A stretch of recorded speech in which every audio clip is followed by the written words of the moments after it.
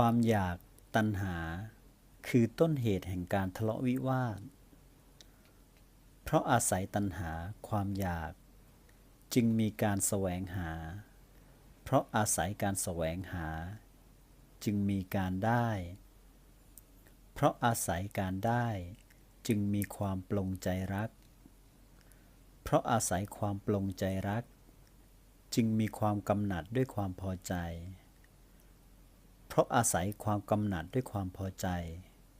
จึงมีความสยบมัวเมาเพราะอาศัยความสยบมัวเมาจึงมีความจับอกจับใจเพราะอาศัยความจับอกจับใจ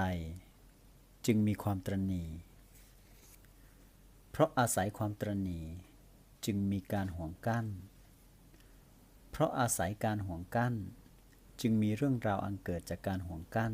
กล่าวคือการใช้อาวุธไม่มีคมการใช้อาวุธมีคมการทะเลาะการแก่งแย่งการวิวาทการกล่าวคำหยาบว่ามึงการพูดคำส่อเสียดและการพูดเท็จทั้งหลายทำอันเป็นบาปอกุศลเป็นอเนกย่อมเกิดขึ้นพร้อมด้วยอาการอย่างนี้